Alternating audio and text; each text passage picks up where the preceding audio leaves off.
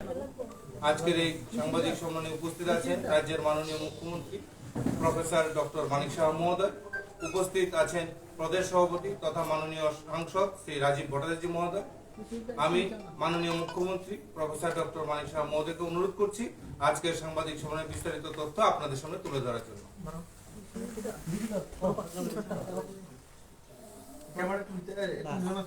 প্রিয় সাংবাদিক বন্ধুরা,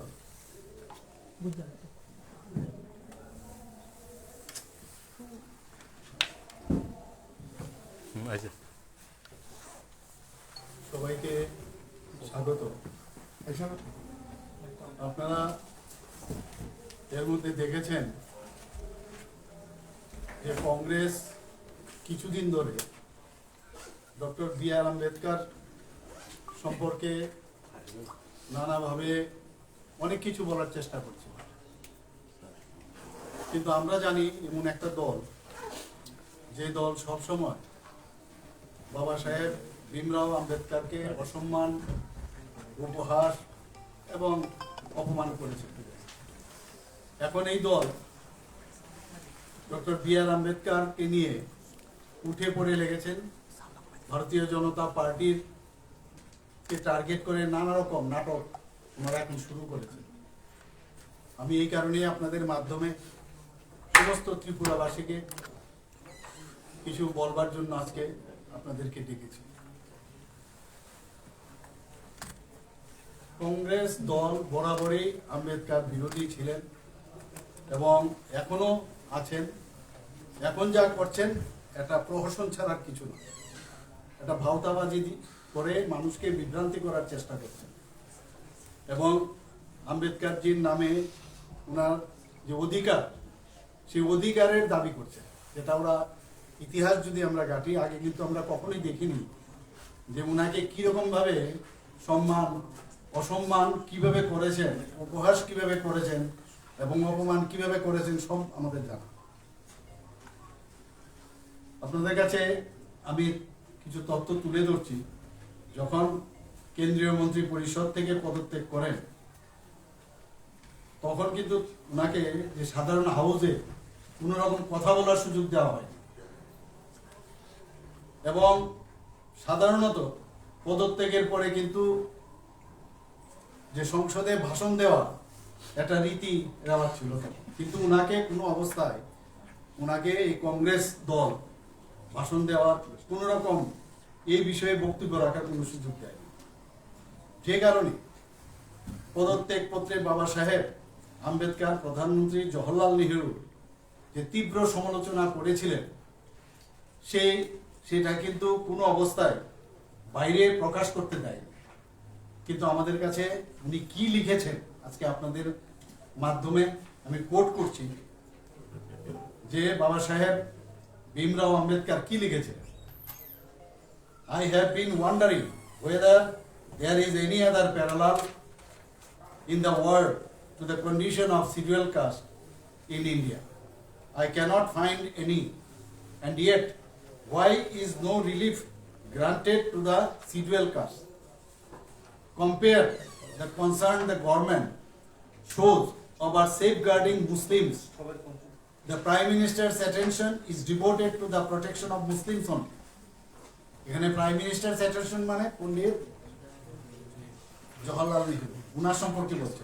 I yield to none, not even the Prime Minister, in my desire to give the Muslims of India the utmost protection.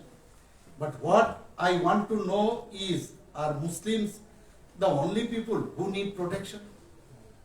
ওনার কথাটা হচ্ছে যে যারা শিডিউল কাস্ট যারা আছেন তাদের সম্পর্কে তুমি কিছু বলছো না, খালি মুসলিমদের প্রোটেকশনের কথা বলছো, এটা কিরকম কথা?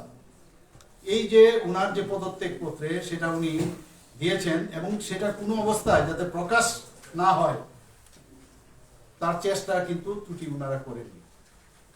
এবং আজকে এই কংগ্রেস দল বাবা সাহেব পদত্যাগ পত্র সম্পর্কে এক কথাও কিন্তু রা শব্দও করছেন না, কিন্তু আমরা সেটা আজকে আপনাদের সামনে তুলে ধরলাম যে কিভাবে এই ডক্টর বি.আর. আম্বেদকরকে ওনারা অপমান করেছেন, ওনাকে কিভাবে ওনারা উপহাস করেছেন, কিভাবে অসম্মান করেছেন। যদি সেটা ওই সময়ে প্রকাশ করা হতো তাহলে কি হতো? কেন প্রকাশ করতে দেয়নি? দিলে এই পণ্ডিত জওহরলাল নেহরুর যে ভাবমূর্তি সেটা কিন্তু ম্লান হতো, এবং সেই কারণেই কিন্তু সেই কাজটা ওনারা করেছেন। আপনারা সবাই জানেন যে এরকম একজন লিজেন্ড ব্যক্তি, পণ্ডিত ব্যক্তি, উনাকে কংগ্রেস যতদিন ধরে পাওয়ারে ছিলেন ততদিন একবারও উনাকে সম্মান দেওয়ার চেষ্টা করেনি। না ভারতরত্ন, না পদ্মভূষণ, না পদ্মশ্রী, কিছুই দেননি উনাকে। কিন্তু তারা কাকে দিয়েছেন এই কংগ্রেস? যা তার নাম হচ্ছে নারায়ণ সাধুবা কাজরোলকরকে, যিনি নাকি এই ডক্টর বি আর আম্বেদকারের এগেনস্টে দাঁড়িয়েছিলেন, এবং যদিও বি আর আম্বেদকর সেখানে হেরেছিলেন, এবং 1970 সালে উনাকে পদ্মভূষণ দিয়ে সম্মানিত করেছেন। ভাবুন, আমাদের ডক্টর বি আর আম্বেদকরকে কোন রকম পদ্মশ্রী, ভারত রত্ন বা পদ্মভূষণ কিছুই দেননি, কিন্তু কাকে দিয়েছেন?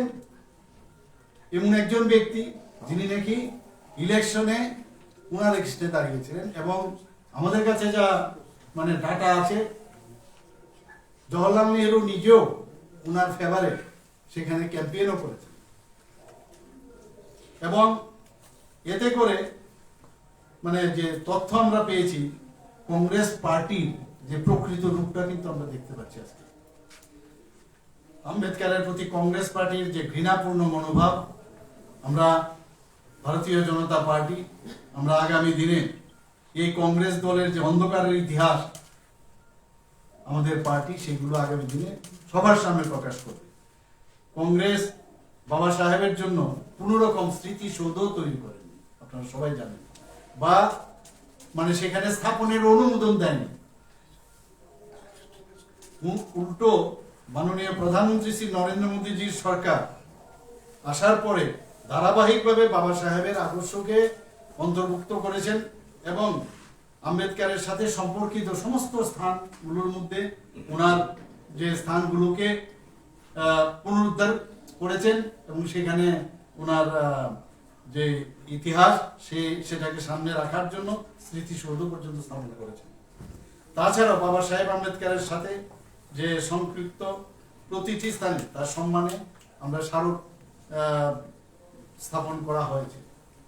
কংগ্রেস দলের উচিত যে তার নেতা এবং জওহরলাল নেহরু বাবা সাহেব আম্বেদকরের প্রতি এই ধরনের অসম্মান যে করেছেন, নিঃশর্ত আমরা ক্ষমা চাই, মানে প্রার্থনা করছি, অবশ্যই নিঃশর্ত ক্ষমা চাইতে হবে।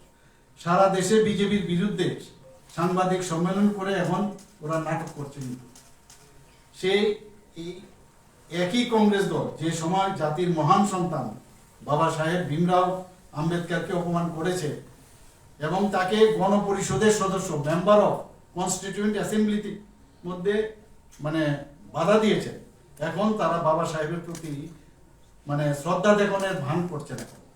কংগ্রেস দল 1952 সালে এবং 54 সালে, একটা হচ্ছে লোকসভা নির্বাচন আর একটা উপনির্বাচনে বাবা সাহেবকে কিভাবে পরাজিত করা যায় তার জন্য অনেক চেষ্টা করেছে, এবং পরবর্তী সময়ে উনি যখন আইনমন্ত্রী ছিলেন সেখানে জবরদস্তি ওনাকে প্রেসার করে ওনাকে পদত্যাগ করতে বাধ্য করে।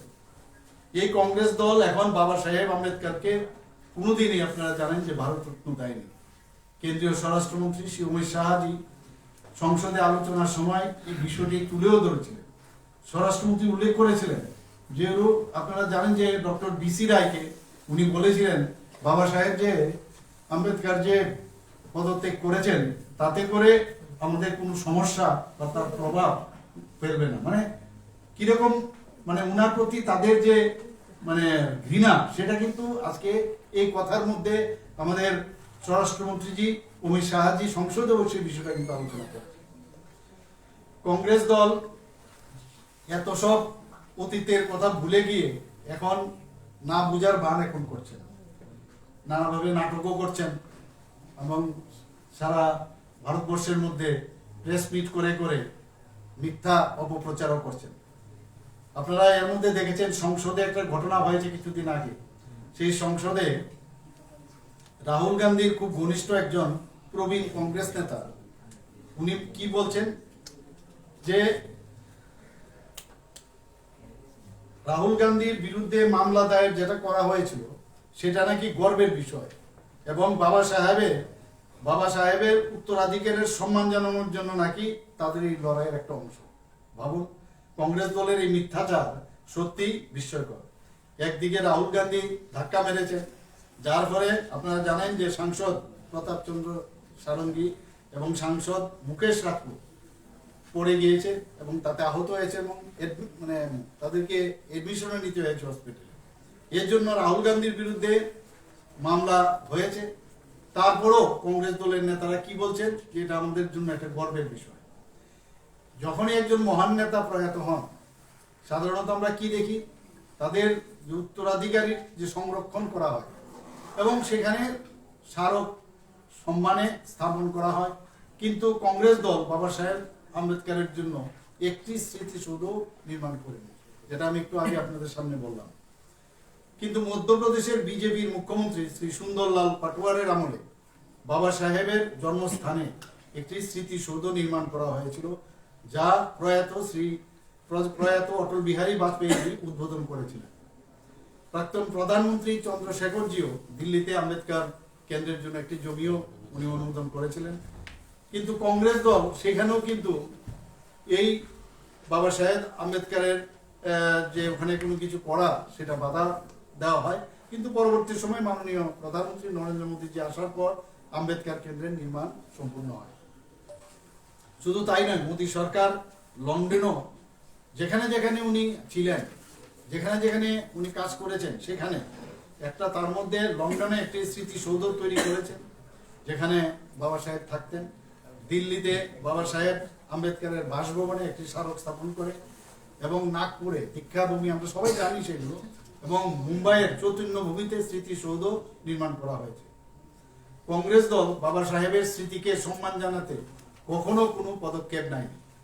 উপরন্তু ওনারা কি করেছেন, বারবার বাধা সৃষ্টি করেছে এবং সারা দেশে নেহেরু, ইন্দিরা গান্ধী, সঞ্জয় গান্ধী এবং রাজীব গান্ধীর নামে শত শত রাস্তাঘাট, স্মৃতিসৌধ, হাসপাতাল ইত্যাদি তৈরি করেছে। বাবা সাহেব আম্বেদকরকে সংবিধানের খসড়া কমিটির চেয়ারম্যান হিসাবে নিযুক্তির ক্ষেত্রেও কংগ্রেস আপত্তি করেছিল। শুধুমাত্র এই কারণেই যে বাবা সাহেব আম্বেদকর একজন তপশিলি জাতি সম্প্রদায়ের ছিলেন বলে তা নয়, আসলে উনি সবচেয়ে শিক্ষিত এবং দক্ষ সদস্য বলেই ওনাকে সেখানে রাখা হয়েছে। পণ্ডিত জওহরলাল নেহেরু এডউইনা মাউন্টব্যাটেন বাবা সাহেব আম্বেদকরের আর মন্ত্রিসভায় না থাকার বিষয়ে যখন উনাকে বললেন যে আমরা খুব রিলিফ পেয়েছি, উনি এখন নাই, এতে করে বোঝা যায় যে কংগ্রেসের মাইন্ডসেটটা কোন অবস্থায় আছে। এমন মানসিকতা ও ইতিহাসের অধিকারী একটি দল এখন বাবা সাহেব আম্বেদকরকে সম্মান করার দাবি করছে, যা নিতান্তই লজ্জাজনক। কংগ্রেস দলকে এই ভণ্ডামি বন্ধ করতে হবে। পণ্ডিত নেহেরু এবং অন্যান্য কংগ্রেস নেতারা যেভাবে বাবা সাহেব আম্বেদকরের সাথে দুর্ব্যবহার, অপমান করেছেন, তার জন্য কংগ্রেসের নিঃশর্ত ক্ষমা চাওয়ার দাবি রাখছি। কংগ্রেস দল এখন কেন্দ্রীয় স্বরাষ্ট্রমন্ত্রী শ্রী অমিত শাহের ভাষণের একটা ছোট্ট অংশকে মানে এটাকে উপস্থাপন করে রাজনীতি করার চেষ্টা করছে। কিন্তু যাই হোক, দেশের জনগণ অত্যন্ত বিচক্ষণ, তারা কংগ্রেসের এই অপকৌশলকে বুঝতে পারছেন। কংগ্রেসের এই প্রচেষ্টা ব্যর্থ হবে।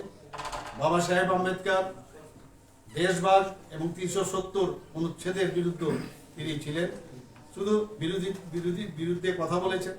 পূর্ব পাকিস্তানে যে হিন্দুদের উপর যে নির্যাতন, সেখানেও উনি কথা বলেছেন।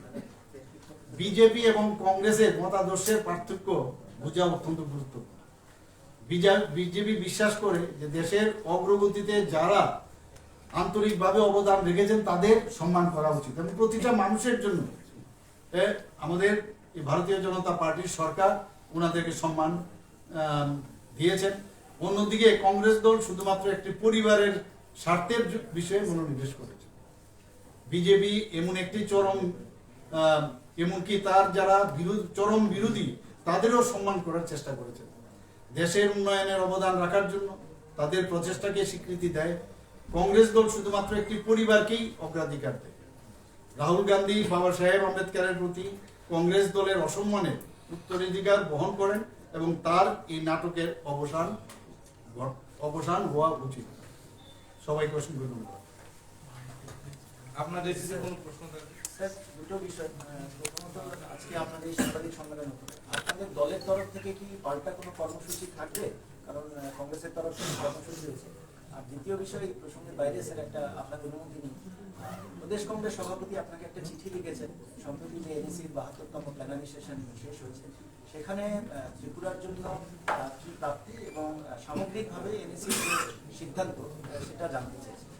দেখুন, একটা কথা বলছি আমি, আমাদের যে কার্যক্রম তো এইভাবে আমরা আজকে যে সাংবাদিক সম্মেলন করলাম সেটাই কিন্তু একটা কার্যক্রমের মধ্যেই পড়ে। পরবর্তী সময়ে আমরা চিন্তা করবো, এখন পর্যন্ত আমরা কার্যক্রমের কোনো নির্দিষ্ট কোনো আমরা কার্যক্রম নিই না।